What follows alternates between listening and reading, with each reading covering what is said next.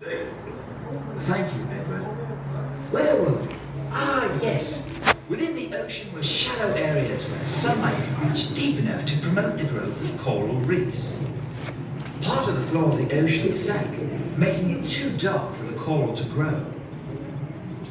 Eventually, the sediment from the eroding mountains covered the coral reefs. Over thousands of years, the extreme weight of these sediments caused the coral to transform into limestone. As the eons continued, the immense pressure caused the limestone to change into marble. Wow!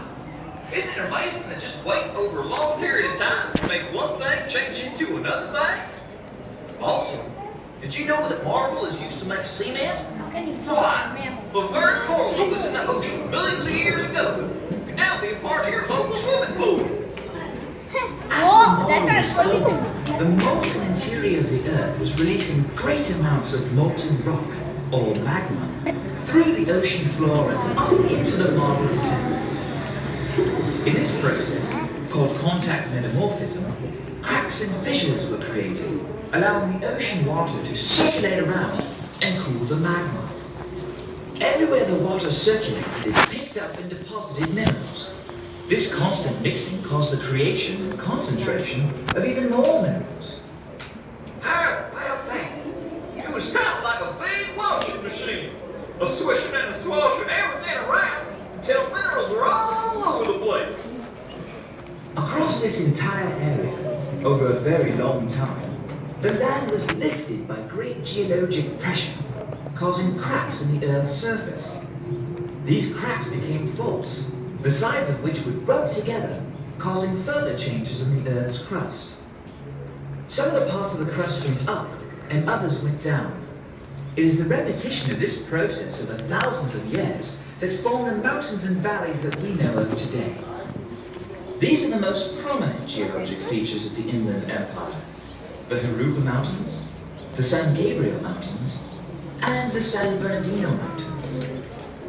More recently, a new fault system has become active. Now, the action of the San Jacinto-San Andreas fault system pushes and pulls at the mountains. Believe it or not, some of the nearby mountains are still growing. But it ain't milk that's making them grow. It's pressure from inside the earth. As the uplifting, cracking, and faulting occurred, additional magma melted its way up into the sediments and the earlier, now solidified magma. The new magma also caused the circulation of mineral-laden water, creating still more mineral deposits. Over time, even while the mountains were forming, they were eroded by the sun, wind, and rain. Grain by grain, the sediments from the mountains have been slowly but steadily collecting in the valleys. Ancient creeks and riverbeds lie buried by hundreds of feet of new sediment. No wonder there are so many mines and quarries around here. All that mineral deposit made this area like the world's farm for rocks. This very long history of building and eroding has left us with a storehouse of useful and precious resources. In the valleys, the topsoil provides habitat for grasses, brush, and other vegetation, which in turn provides habitat for a variety of small mammals, birds, and reptiles. The mountains catch rain and snow, which flows down the mountains and percolates through the valley sediments, becoming the groundwater that we use all year round. Development, whether residential, commercial, industrial, or agricultural, has occurred mainly in the valleys, on top of the sediment.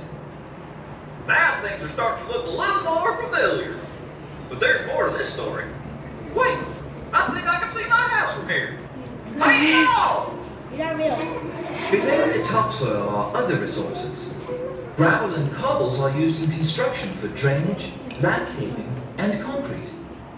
From quarries, massive rocks are taken and crushed for use as building and transportation materials. Crushed granite is also used to protect riverbanks and to strengthen concrete. Cement is made by crushing and heating marble until it changes to a powder. When this powder is combined with water and gravel, it forms concrete, which is literally the foundation of virtually every modern building. In addition, there are numerous rare and beautiful minerals in this area that are prized by collectors. Did you know that people collect rocks like stamps or baseball cards? It's no wonder due to their beautiful nature. Some are shiny, some are colorful, and others still are just mysterious. When the area around the mountains wasn't as populated, they were used without the best of intentions. Starting in 1956, the Stringfellow site up in Pyrite Canyon was used as a dump for industrial waste liquids. In addition to waste dumping, pyrite and other nearby canyons were used to test munitions and explosives. Over the years, the waste left behind by the companies testing these materials have seeped through the sediment and traveled downhill into the valleys. Later, the dumping was stopped, but in some places the groundwater cannot be used because it is contaminated with chemical waste. This is serious business. Today, it is our responsibility to see that the waste disposal areas and groundwater are cleaned up. We must also make sure that such messes are never allowed to happen again. Yes, Edward. Through education, we can ensure that these natural resources are protected from abuse. Only then will they be able to sustain and be enjoyed by all of us now and for future generations. We are very lucky because we are among the first people in the modern world to learn the importance of sharing the environment in a way that can support our needs and the needs of all to come. We hope you have found our presentation interesting and hope you enjoy the rest of your visit to the Harupa Mountains Cultural Center. Okay, so now that the meeting's over, you guys could walk around and look at the different displays. Please,